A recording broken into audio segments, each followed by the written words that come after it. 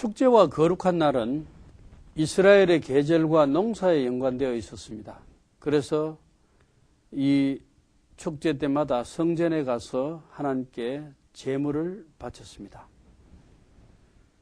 참고로 매일 지킬 것은 상번제였다는 것을 알 수 있고, 매주 지킬 것은 안식일이었고, 매월 지킬 것은 월삭이었고, 매년 지킬 것이 유월절, 초실절, 나팔절, 속죄일, 초막절, 불임절, 수전절 이런 절기였습니다. 그리고 이제 50년마다 지킬 것이 희년이라는 것이 있어서 50년마다 지켰습니다. 이제 유월절 축제를 살펴보면은 유월절 축제는 온 민족을 하나로 묶는 그런 축제요 기쁨입니다. 그래서 유월절의 특징은 온 민족을 하나로 묶는 축제다 이렇게 볼 수 있습니다. 신약 성경에 보면은 이 유월절을 예수 그리스도와 연결을 시켜서 예수께서 유월절 희생양으로 돌아가셨기 때문에 예수님과 연결시킨 구절들이 신약 성서에 많이 나타나 있습니다. 1월 14일은 유대인의 유월절이요 15일부터 7일간은 무교절입니다. 예수님께서도 유월절을 지키셨을 뿐만 아니라 자신이 유월절의 희생양으로 십자가에 돌아가셨습니다. 그래서 유월절의 희생양으로 돌아가신 예수님에 대한 기사가 신약 성경 모든 복음서에 다 기록되어 있습니다. 그래서 우리가 오늘 이 제목에 유월절의 그리스도라 이렇게 타이틀을 한번 붙여봤습니다. 예수는 매년 유월절을 지키면서 자신이 이 유월절에 인류의 죄를 대속하기 위해서 죽어야 한다는 것을 마음속에 유월절을 지킬 때마다 새겼을 것입니다. 예수께서 이 말씀을 마치시고 제자들에게 이르시되 너희가 아는 바와 같이 이틀이 지나면 유월절이라 인자가 십자가에 못 박히기 위하여 팔리리라 이런 말씀을 제자들에게 하신 것이 마태복음 26장에 나타나 있습니다. 그러면 예수께서 최후의 만찬을 언제 가지셨나? 공관복음에 보면은 무교절의 첫날 곧 유월절 양 잡는 날에 최후의 만찬을 가졌다고 되어 있습니다. 여기 공관복음에 보면은 유월절 양 잡는 날을 무교절 첫날로 기록하고 있습니다. 무교절 첫날이 바로 그 1월 15일이거든요. 그래서 1월 14일이 유월절이고 무교절은 15일부터 시작하는데 일주일간이니까 1월 21일까지가 무교절이 되겠습니다. 그런데 첫날이 15일인데 이 첫날에 양을 잡는다 이렇게 기록이 되어 있습니다. 출애굽 당시에는 1월 14일 날 양을 잡았어요. 출애굽 당시 유월절 1월 14일 해질 때 양을 잡고 이렇게 출애굽기 12장 6절에 기록되어 있습니다. 그런데 예수님 당시에는 보면은 마태복음 27장 17절에 봐도 무교절의 첫날에 제자들이 예수께 나와서 유월절 음식 어디서 우리가 준비하겠습니까? 또 마가복음 14장 12절에 보면은 무교절의 첫날 곧 유월절 양 잡는 날에 이렇게 되어 있습니다. 하루가 차이가 나죠. 예수님께서는 이 무교절 첫날에 최후의 만찬을 하시면서 제자들에게 새 언약을 세우셨습니다. 유월절과 출애굽 시각을 참고로 한번 요약을 해보겠습니다. 애굽에서 유월절 양을 잡은 시각은 1월 14일 해질 때입니다. 애굽에서 출애굽한 시각은 1월 15일 해질 때입니다. 우리가 상식적으로 생각할 때 출애굽은 아침에 해야 되지 않느냐 이렇게 생각할지 모르겠지만은 성경에 보면은 출애굽한 시각이 해질 때 출애굽을 시작했다고 되어 있습니다. 사실 이집트의 그 라암세스 출애굽 출발지 그쪽을 비롯해서 이집트 보면은 아침에 해가 내려 쪼일 때는 너무 햇살이 강하게 비치기 때문에 여행하기가 낮에는 힘듭니다. 오히려 선선한 밤에 여행을 하는 것이 시원하고 좋습니다. 그래서 출애굽도 아침에 햇살이 막 비칠 때 그때 한 것이 아니고 해질 때에 출애굽했다는 것을 알 수 있습니다.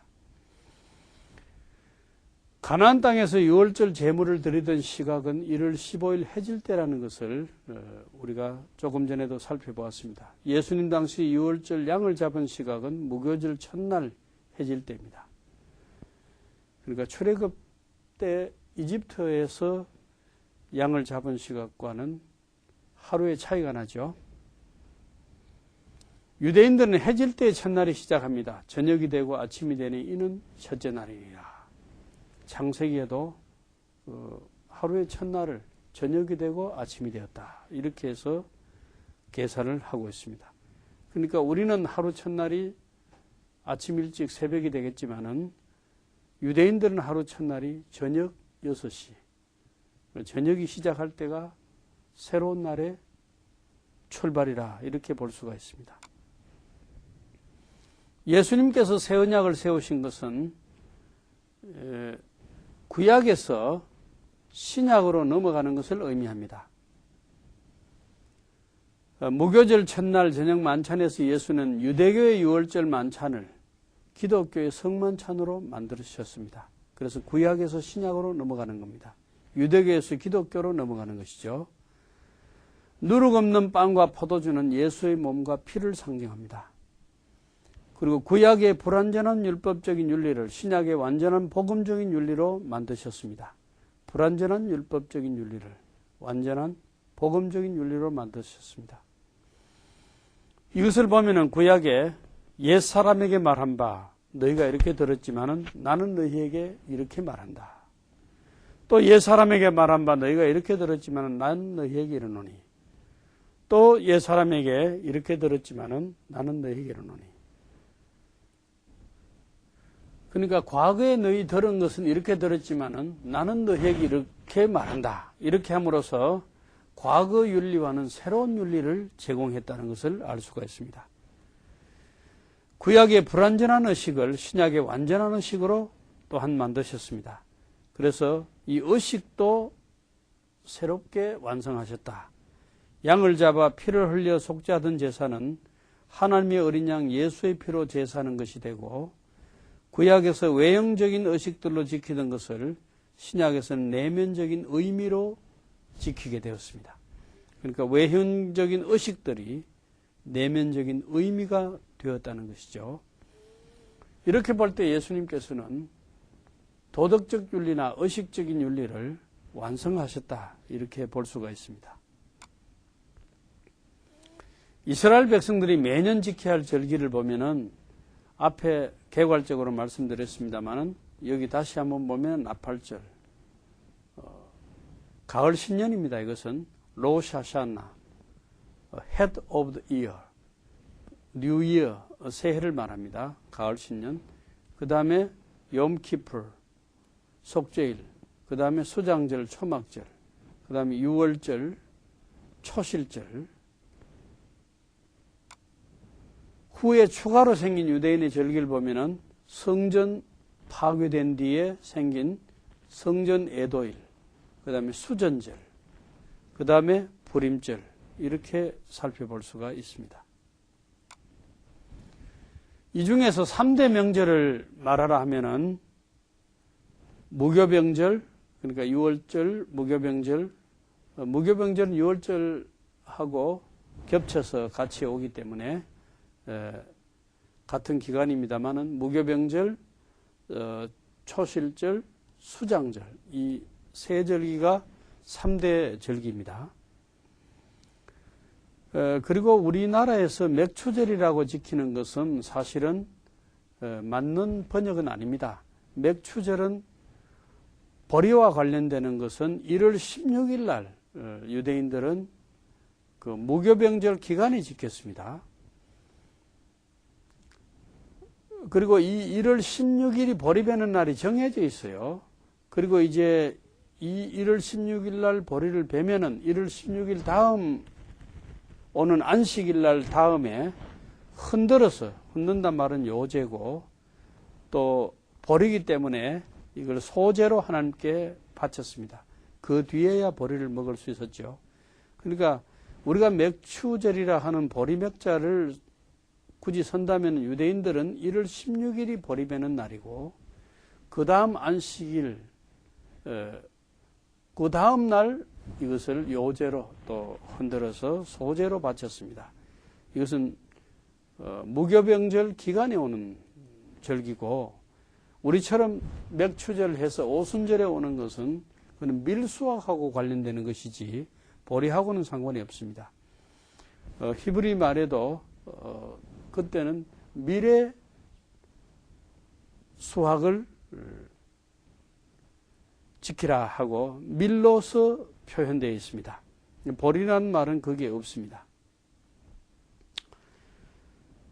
그 다음에 한 가지 더 추가해서 여호와의 명절이라고 있는데 이것은 이제 초실절은 과일이 겨우 익을 때고 수장절 때는 이제 과일이 끝물 비슷하게 되기 때문에 한창 여름에 과일이 한창일 때 특히 여름에 포도가 한창일 때 하나님께 한 명절을 더 지켰어요. 그래서 실로에서 이때 딸들이 포도밭에서 춤을 추면서 또 하나님께 과일을 바친 이 절기 하나가 더 추가로 지켜졌습니다. 그래서 성경에도 이것을 아버월 하면은 유대인의 달력으로 5월인데 우리에게 오면은 이제 7, 8월에 해당하겠죠. 양력으로. 그때 실로에서 딸들이 춤을 추며 여호와의 명절을 지켰다는 성경 구절이 사사기 21장 19절에 나와 있습니다. 다시 이 도표를 보면서 여러분들이 절기를 다시 한번 참고할 수 있기를 바랍니다. 이 니산월에 오는 그 6월절과 무교병절, 그 다음에 시완월에 오는 그 초실절, 이 초실절을 77절 혹은 오순절이라고도 합니다. 그 다음에 티시르월에 오는 로샤샤나, 신년과 또 속죄일과 장막절, 그 다음에 기슬러월에 오는 수전절, 그 다음에 아달월에 오는 불임절, 이런 절기들이 있었습니다. 이것을 도표로 한번 우리가 살펴보면 더 이해가 빠를 것입니다. 우선에는 니산월이 1월이거든요. 니산월이 1월인데 1월 14일이 6월절입니다. 6월절 다음 날부터 15일에서 21일까지 이것이 무교병절, 누룩 없는 떡병자를 써서 무룩 없는 떡을 먹는 절기, 무교병절 일주일 지키게 되죠. 이 기간, 무교병절 기간 안에 보리수확을 하는 1월 16일이 있고 1월 16일 다음에 오는 안식일, 그 다음 날 처음 뵌 보리수확을 흔들어서 하나님께 요제로 또 이제 그것을 부벼가지고 첫 보리수확을 하나님께 소제로 바치는 그 절기가 있었습니다. 그리고 이 보리를 소제로 바친 이 소제에서 7주간 지난 다음에 새로운 소제를 하나님께 바쳤다고 레위기에 기록되어 있는데 그 새로운 소제가 바로 미래 소제입니다. 미래 소제. 그러니까 보리는 1월 16일이지만은 밀은 이 초실절, 오순절 때, 77절 때 새 소제를 하나님께 바쳤습니다. 이것은 밀수확과 초실입니다.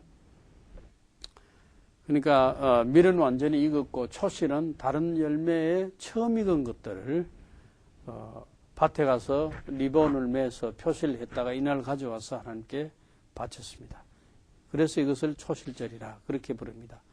그 다음에 이제 티시르월이 되면은 7월 1일, 유대인들은 7월 1일인데 우리 달력으로는 9월 10월에 해당하죠. 9월 10월에 해당합니다. 이 7월 1일은 신년이고 나팔을 불었다 해서 나팔절이고 7월 10일은 1년에 한 번씩 대제사장이 지성소에 들어가서 하나님 앞에 자신과 백성들의 죄를 속하는 제사를 드렸다 해서 이것을 속죄일 혹은 대속죄일 그렇게 부릅니다. 그리고 7월 15일에서 21일까지는 초막절이라 해서 출애굽 때 광야에서 텐트를 치고 장막에 거했던 것을 기념하는 절기이면서 이때는 또 가을 수확절이기 때문에 가을 수확 추수를 해서 하나님께 가을 수확을 바치는 가을 수확의 열매들을 바치는 수장절로 지켰습니다. 추수감사절이죠. 그리고 조금 전에 말씀드린 대로 이 초실절에는 열매가 처음 있고 수장절에는 이제 끝물이기 때문에 한창 열매가 한창일 때 이 아버월 7, 8월 특히 포도 수확이 한창일 때 그러니까 5월달 유대 달력으로는 5월달 우리 양력으로는 7, 8월에 여호와의 명절로 다시금 포도 수확이 한창일 때 그 실로의 딸들이 춤을 추고 하나님께 명절을 지킨 사실이 사사기에 기록되어 있습니다. 그런데 그때는 성전이 없었고 성막이 실로에 있었기 때문에 이 절기들을 다 실로에서 지켰습니다. 나중에 솔로몬 성전이 지어지고 완성된 다음에는 이 실로의 명절은 사라지고 예루살렘에서 이 절기와 여호와의 명절을 다 지켰습니다. 그 다음에 이제 수전절이라 해서 이건 마카비 전쟁 이후에 안티오쿠스 에피파네스 4세가 그리스의 왕조죠. 그 시리아 지방을 다스리던 알렉산더 대왕의 후계자로서 그 그리스 왕조의 그 안티오쿠스 에피파네스 4세가 그리스 문화를 예루살렘에 주입시키기 위해서 예루살렘 성전에 제우스 신상을 세우고 돼지를 잡아 제사를 드리게 하니까 이 제사장 마타디아스 마카비 일가가 거기에 반감을 가지고 반란을 일으켜서 전쟁을 해서 독립을 쟁취하게 됩니다. 그리고 성전을 새롭게 청결하게 한 것을 기념해서 이 수전절을 지켰는데 예수님 당시에도 이 수전절을 지켰죠. 이 수전절이 바로 기슬러월이기 때문에 유대 달력으로 9월, 우리 한국에서 사용하는 양력으로 보면은 11월, 12월에 해당합니다. 그래서 수전절은 겨울에 옵니다.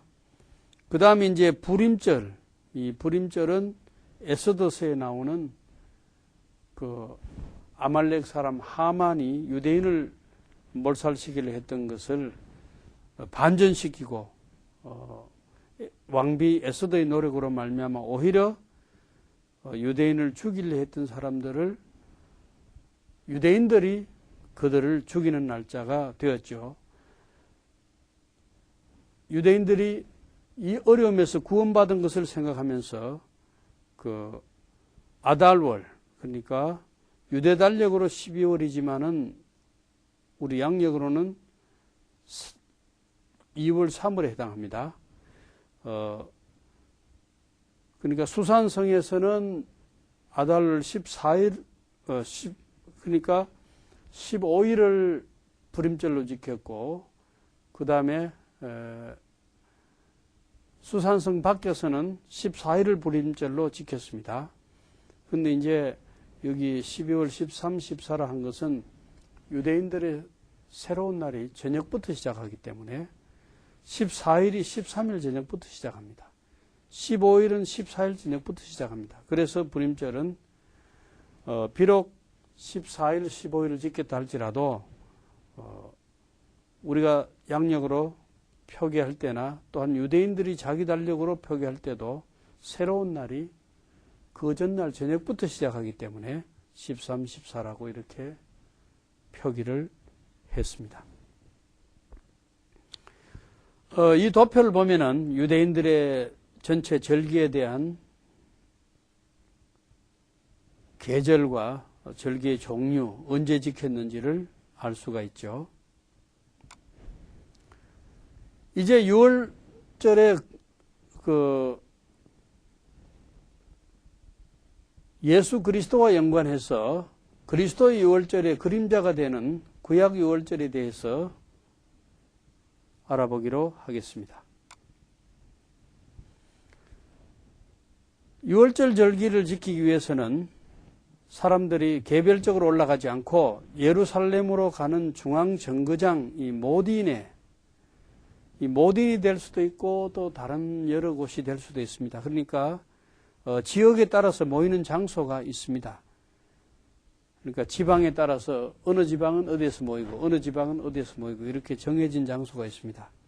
그래서 예루살렘으로 가는 중앙정거장 이 지방에서는 모딘에서 모였는데 절기를 지키러 예루살렘으로 가는 순례자들은 지정된 도시들에 모여서 야외에 노숙하면서 밤을 보냈습니다. 다른 집에 들어가지 않았어요. 왜냐하면 다른 집에 들어갔다가 혹시 그 집에서 만지지 말아야 될 불결한 것을 만진다든지 하면은 절기를 지키는 사람이 더러워지기 때문에 오히려 밖에 노숙을 하면서 지냈습니다. 그리고 이제 이 노숙자들이 이제 잠에서 일어나서 예루살렘으로 올라가자 하고 여기에 나팔 부는 사람들이 성전에서 나온 사람들인데 기상 나팔을 불었습니다. 한 사람이 기상 나팔을 불면은 한 사람이 외칩니다. 우리가 이제 일어나서 시온으로 올라갑시다. 우리 하나님의 집으로 올라갑시다. 하고 이제 소리를 외치고 있습니다. 그러면 사람들이 다 이 노숙하던 사람들이 일어나서 올라갈 채비를 하겠죠. 그리고 이제 6월절이 오기 한 달 전에 특별한 임무를 맡은 성전 관리의 감독하에 성전에서 나온 관리입니다. 이 관리가 감독하면서 6월절을 지키기 위해서 절기를 지키기 위해서 오는 사람들이 길에 오면서 마실 물도 마셔야 되고 하기 때문에 길도 수리하고 또 우물도 파거나 수리해서 오면서 절기 지키러 가는 사람들의 그 여정을 도와주기 위해서 오다 보면 목마르면 물도 마셔야 되겠죠. 그래서 우물을 만들어 놓기도 하고 또 이미 만들어진 우물이 훼손되었으면 수리도 하고 이런 일을 했습니다. 예루살렘으로 가는 길은 사마리아 땅을 밟으면 안 됩니다. 왜냐하면 유대인들은 사마리아 사람들을 이방인 취급했기 때문에 그 땅을 밟으면 내 자신이 부정해진다. 그래서 사마리아 지역을 돌아서 다시 말해서 순례자들은 오염되지 않는 길을 따라 예루살렘으로 가야 한다. 그렇게 생각을 했습니다. 그리고 이제 가다가 길에 무슨 시체를 바른다든지 만진다든지 하면 안 되기 때문에 무덤이 있으면은 흰 페인트 칠을 이렇게 했습니다. 그래서 이것은 밟고 가면 안 된다 해서 흰 페인트 칠을 해놓으면은 그것을 피해서 갔습니다. 그리고 이제 예루살렘 앞에 도착하면은 성전을 바라보면서 성전산 오른편에는 기드론 계곡이 있고 이게 성전산이죠. 이 템플 마운트 성전산인데 기드론 계곡 이쪽 편에는 감람산이 있는데 로마 시대에는 여기에 다리가 놓아져 있었습니다. 그래서 사람들이 성전산에서 감람산까지 이 다리를 건너갈 수 있도록 했습니다.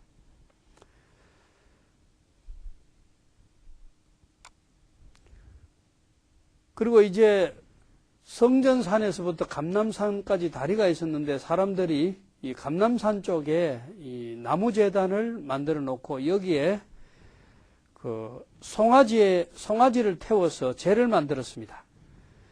그래서 지금 사진에 보는 것처럼 이 제단에 송아지를 올려놓고 태우죠. 그래서 이제 제가 만들어지면은 이 나무 막대기 같은 것으로서 이 재를 잘게 부숴서 여기에 채에다가 이 재를 담아서 걸릅니다. 걸르면 아주 부드러운 재만 남게 되겠죠. 이 재를 받아서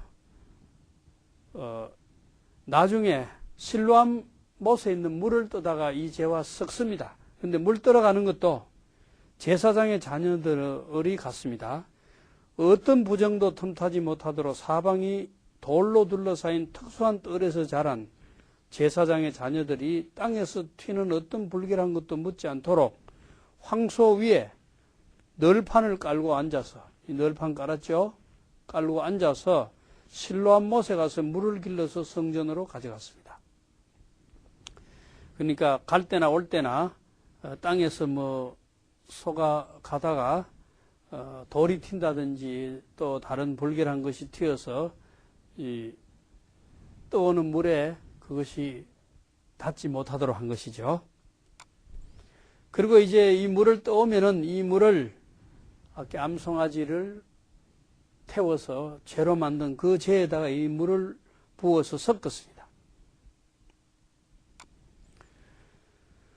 그리고 이제 순례자들은 예루살렘 거리를 깨끗하고 정결하게 해서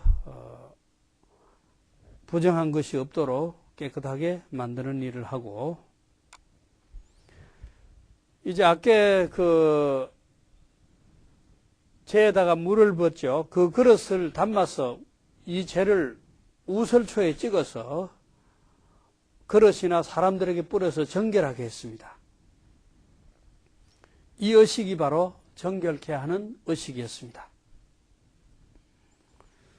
여기 불사른 죄를 취하여 흐르는 물과 함께 그릇에 담고 정한 자가 우설초를 취하여 그 물을 찍어서 장막과 그 모든 기구와 거기에 있는 사람들에게 뿌리고 이렇게 함으로써 정결예를 갖추었습니다. 제가 이스라엘에 갔다가 우설초가 무엇인지 이스라엘 식물원에 가서 우설초 사진을 찍었는데 여러분들이 보시면은 바로 이것이 우설초입니다. 시리안 히솝이라 그래서 우설초가 이렇게 생겼는데 이 가지를 가지고 아까 그 물을 찍어서 이렇게 뿌려서 정결케 하는 것이죠. 그 다음에 이 사용했던 그릇들은 다 깨뜨려 버렸습니다.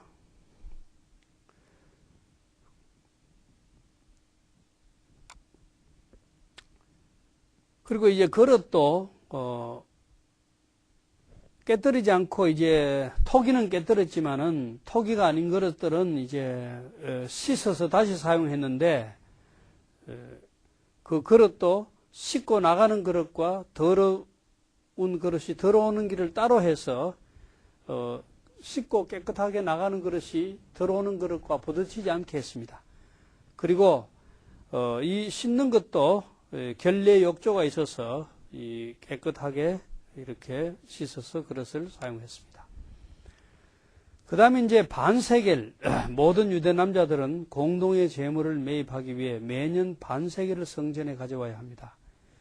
이 반세겔을 준비하라는 공고가 내려지면은 전부 이 반세겔을 준비해서 명절을 지키러 올 때 성전에 가져와서 바쳤습니다. 한 사람은 여기 성전에 반세겔을 바치고 있죠. 이 반세겔이 모아지면은 이 안에 있는 자루를 이렇게 꺼내서 단지를 꺼내서 이 돈을 자루에 담아가지고 이 돈으로서 공동의 재물을 사거나 공동의 경비로 사용했던 것을 알 수 있습니다.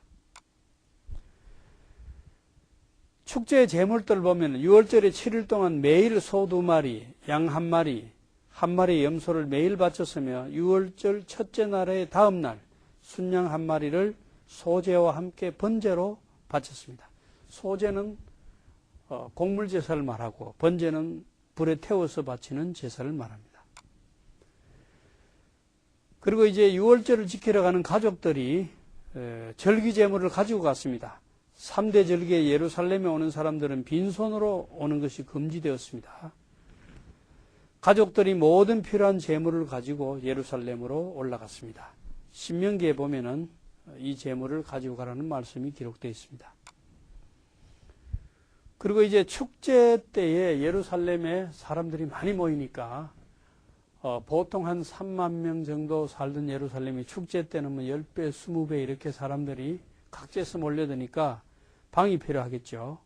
그래서 이제 어떤 집에 가서 내가 머물 것이냐. 예루살렘에 사는 사람 가운데 손님을 접대할 수 있는 집은 수건을 이렇게 걸어놨어요. 아, 그러면 이 집엔 내가 가서 유할 수 있구나 하고 수건이 걸린 집엔 들어갈 수 있고, 만약에 이 집이 손님이 다 찼다 하면은 수건을 걷어버리죠. 그러면 이 집에는 이미 손님이 차서 받아들일 수 없구나 하고 들어갈 수 없구나, 그렇게 생각하면 되었습니다. 성전산으로 들어가기 위해서는 순례자들은 들어가기 전에 신을 벗고 6월절 제물을 가지고 훌다문으로 들어가야 했습니다. 이제 신을 벗고 들어가죠. 들어가면은 레위인들이 또 제사장들이 순례인들을 인사하고 맞이했습니다. 들어가면은 기쁨으로 순례객들을 맞이하려고 나팔을 불고 영접하는 모습이죠.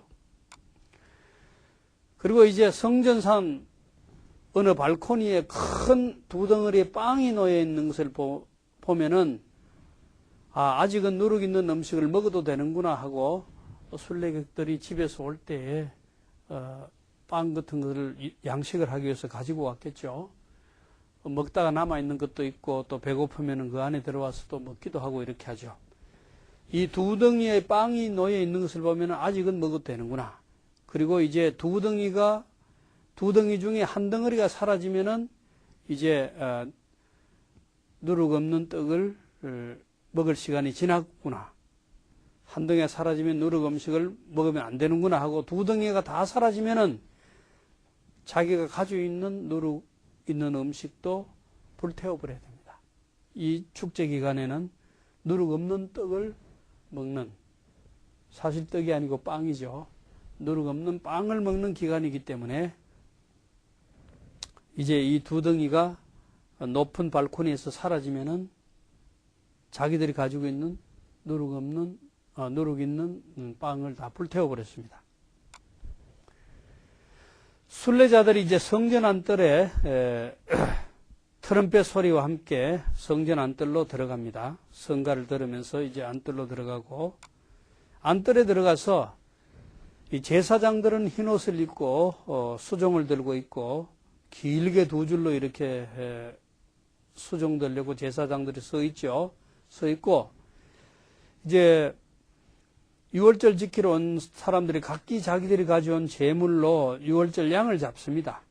이렇게 잡으면은 제사장들이 피를 받죠. 이렇게 피를 받습니다. 그래서 이 제사장들이 피를 받아서 이 피를 이 제단 쪽에 있는 사람에게 넘겨주면은 이 6월절 피로 제단에 발라서 속죄하는 제사를 드렸습니다. 그리고 이제 고기는 이렇게 하나님께 바칠 것과 또 제물을 바친 사람이 집에 가지고 가서 먹을 것을 구분을 했습니다. 하나님께 바칠 것은 제사장들이 가지고 번제단에 올라가서 불태워 바쳤죠. 기름이라든지 하나님께 바쳐야 될 그 양을 잡았을 때 그 하나님께 바쳐야 될 부분은 제단에 가서 바치고 이 바친 일은 제사장들이 가져가서 바쳤습니다. 여기에 한 할아버지가 손자를 데리고 이 의식이 뭔지를 설명해 주고 있습니다. 왜 이렇게 해야 되는지 그 뜻이 무엇인지를 설명해 주고 있죠. 그리고 이제 자기가 가지고 가서 먹을 부분은 이제 울러매고 집으로 나아가는 거죠. 그래서 가서 집에 가서 구워 먹으면서 유월절 파티를 하겠죠.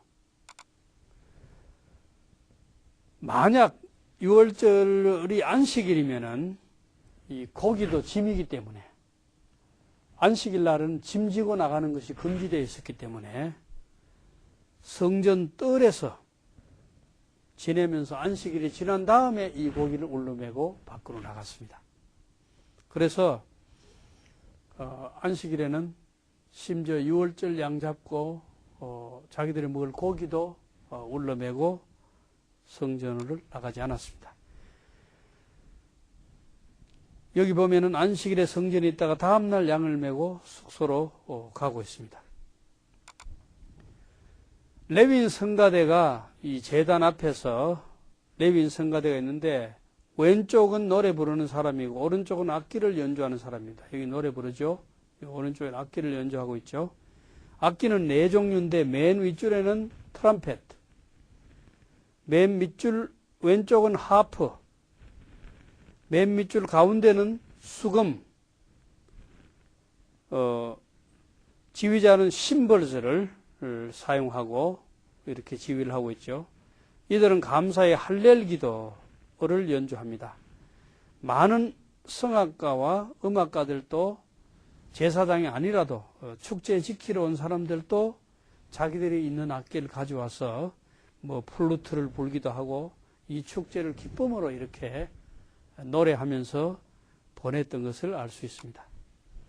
그리고 성전 뜰을 이제 유월절 제사 드리는 일이 끝나면은 말끔하게 이제 그 피 같은 거 묻은 것을 다 물로 씻어버리고 했죠. 유월절 밤에는 이 자기들이 가져온 고기를 구워서 먹으면서 이 가족끼리 모여서 왜 우리가 이런 절기를 지켜야 되느냐? 이 절기의 의미와 뜻은 무엇이냐? 이것을 이제 아들이 아버지에게 4가지 질문을 하는 형식으로 해서 또 그 질문을 답변하는 형식으로 해서 유월절의 의미를 설명해 줍니다. 누룩 없는 빵은 왜 먹어야 되느냐? 뭐 이런 것들을 이때 매년 지키면서 자녀 교육으로 설명해 주는 거죠. 그리고 출애굽 이야기를 합니다. 우리 선조들이 이집트에서 노예로 있을 때 하나님께서 큰 기적과 능력으로 어떻게 우리를 건져내셨는가. 또 이 밤에 이집트의 모든 장자가 죽는 재앙에서 우리 히브리인만은 장자 죽는 재앙을 면했는데 그 면한 것이 희생양을 잡아서 그 피를 문설주에 발랐다. 이 문설주에 피가 있는 집마다 하나님의 재앙을 건너뛰게 되었다. 이것이 패스 오버, 건너뛴다. 바로 이것이 유월절이다 하는 설명을 자녀들에게 해주는 것이죠. 그리고 이제 이런 이야기를 나누면서 노예 신분에서 자유인이 된 신분, 이 하나님의 구원과 축복을 설명한 것이죠. 우리가 이 고기를 굽기 위해서 이스라엘 각 거리마다 이런 화덕을 많이 준비해 놨습니다. 시내 도처에 이런 화덕을 준비해 놓고 유월절 제사를 마치고 가지고 온 유월절 양고기를 이 많은 화덕에 사람들이 차례로 줄을 서서 구워서는 가져가고 이렇게 했죠. 어떤 집에서는 유월절 축제를 위해서 몇 그룹이 모였습니다. 한꺼번에 유월절 밤 축제를 즐기면서 이 테이블을 마련해 놓고 여러 그룹이 한꺼번에 즐기기도 했습니다. 그리고 이제 한밤이 되면은 밤 12시 한밤이 되면은 예루살렘 지붕 위에 다 올라갑니다. 유대인들의 지붕은 편편해서 사람들이 올라가서 활동할 수 있도록 지었습니다. 그래서 유월절 축제를 지키러 온 예루살렘의 모든 유대인들이 집집마다 한밤 12시에 지붕 위에 올라가서 이렇게 노래를 부르고 춤을 추고 유월절 축제를 즐깁니다. 한밤에 이렇게 올라가서 다들 노래 부르고 전 모든 가정이 지붕에 올라가 있으면 이것도 하나의 장관이겠죠. 그리고 보리는 언제 수확하느냐 하면은 1월 16일 날, 그러니까 무교절 첫날이 15일이기 때문에 그 다음 날 16일 날 큰 마을 행사로 마을 사람들이 모여서 이 하나님께서 이른 비와 늦은 비를 주셔서 또 햇볕을 주셔서 이 보리가 이렇게 자라게 된 것을 감사하면서 큰 축제를 벌리면서 보리를 베었습니다. 베어서 먹는 것이 아니라 첫 단을 하나님께 성전에 가져와서 바쳐서 소제로 제물로 바친 다음에 그 다음에 자기들이 시장에 팔기도 하고 먹기도 하고 그렇게 했습니다. 여기 보면은 성전뜰에 보리를 가져와서 채로 치고 있습니다. 제사장은 보리를 바스켓에 넣어 성전으로 가져오는데 성전뜰의 동쪽에서 처음 익은 보리를 두드리고 그 다음에 굽고 채로 쳐서 가루 한 움큼을 제단 위에 번제단 위에 가지고 가서 태우고 나머지는 제사장들이 먹었습니다. 이 번제단 밑에서 그렇게 소제를 준비해서 번제단에 가서 태웠죠. 그리고 감람류와 유향을 보리가루에 붓습니다.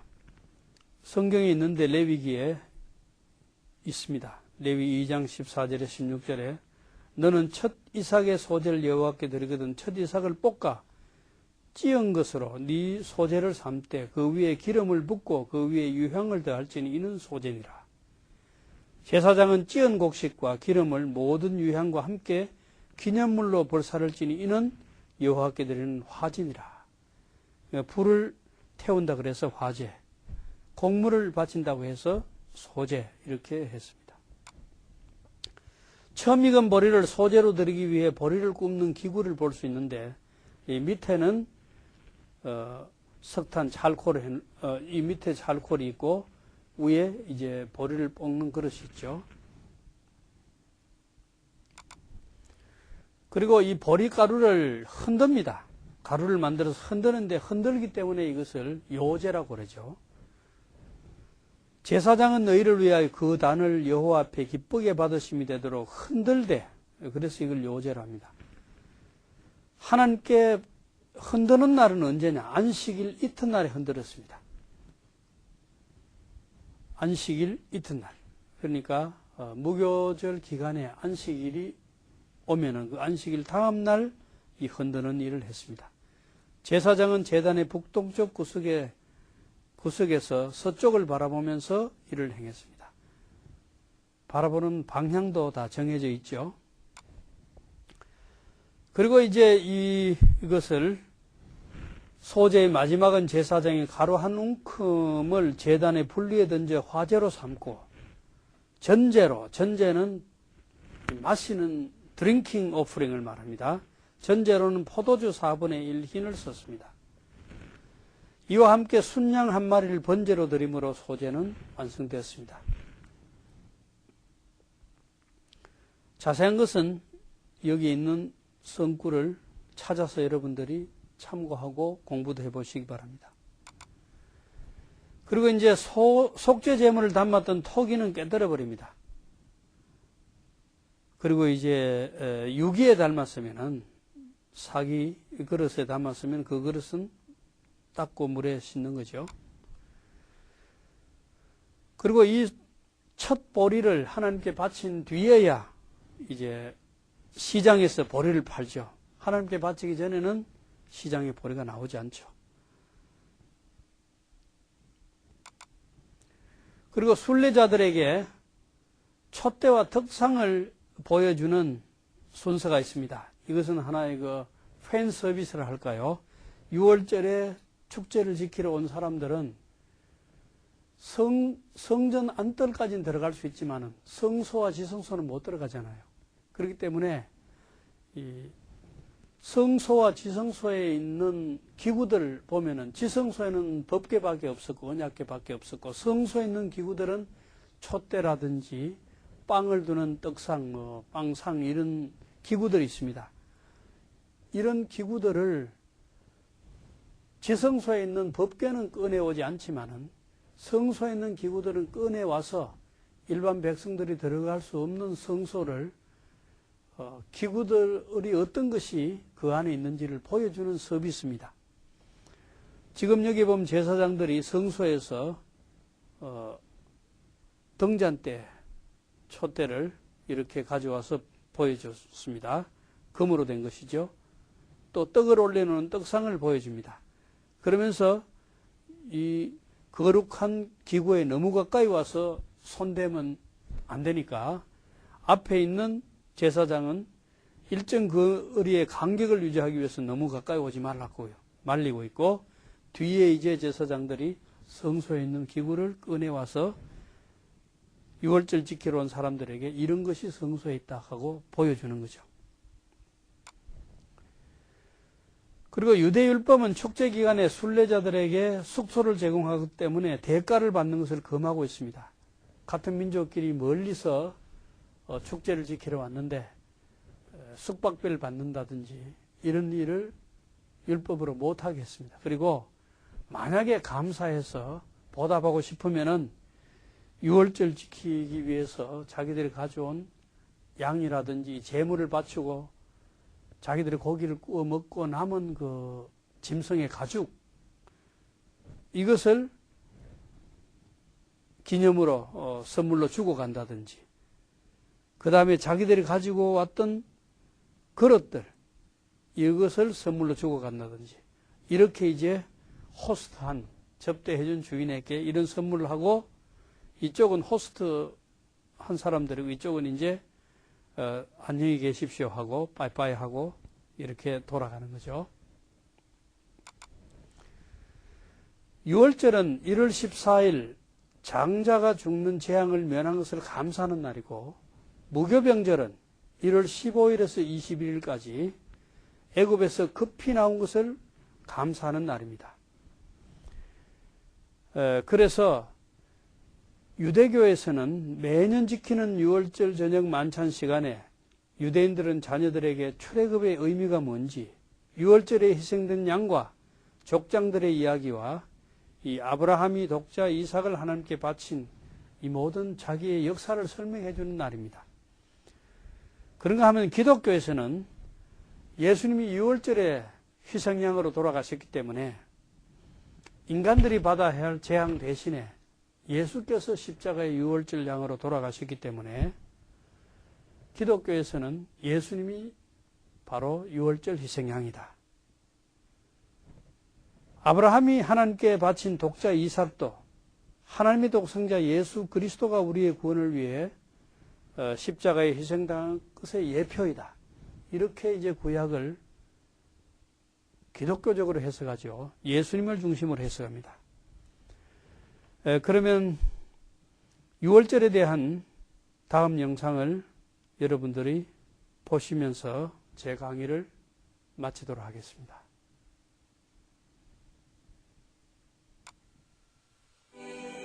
With springtime comes our feast of Pesach, or Passover, the festival of freedom.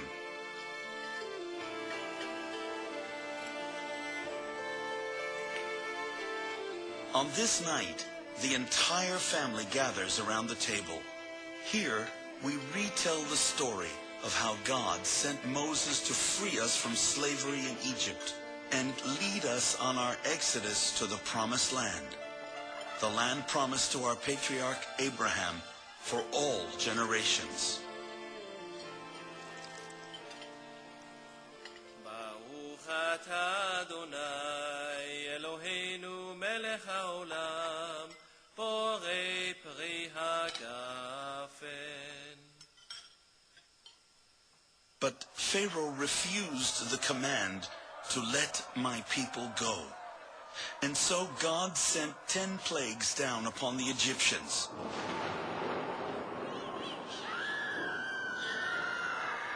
Before the 10th plague, Moses told us to smear lamb's blood around the door frames, which we did.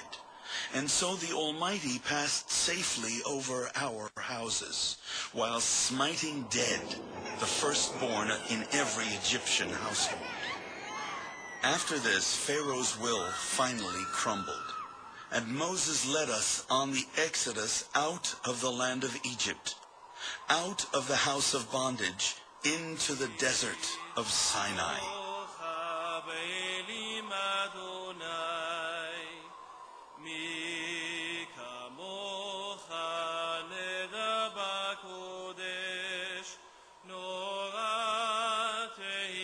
Since that time, every Pesach, we take sacrificial lambs up to the temple in remembrance of the Almighty who delivered us from slavery and death in Egypt. Passover sacrifice has to be perfect, a male lamb not more than a year old. That means that the lamb and probably its mom is going to come into the house and live with you to make sure that this lamb grows up perfect, without spot, blemish, illness, broken bones. And then it's going to have to be transported to Jerusalem.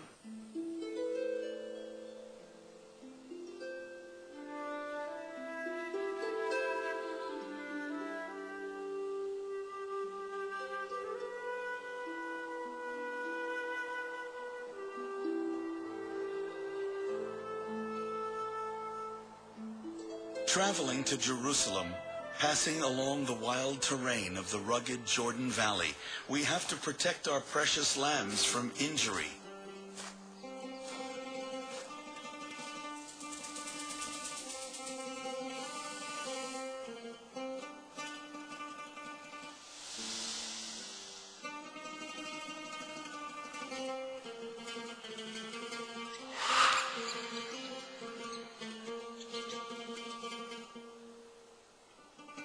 Leaving the Dead Sea behind us, we start the steep ascent up to the holy city.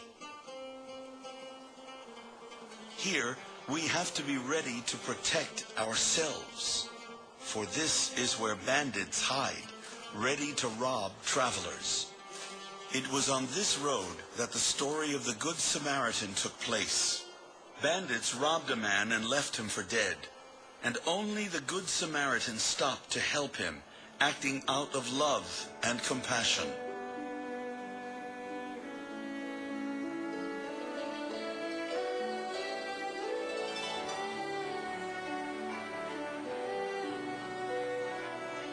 Arriving safely in Jerusalem, the whole city is abuzz with preparations for the 7 holy days of Pesach.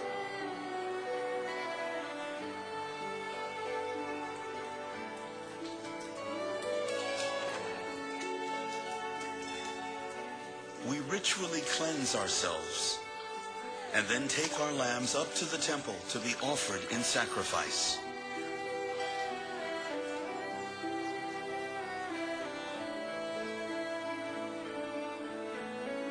This act recalls the time when Abraham showed such faith in God's will that he was ready to sacrifice his own son, Isaac.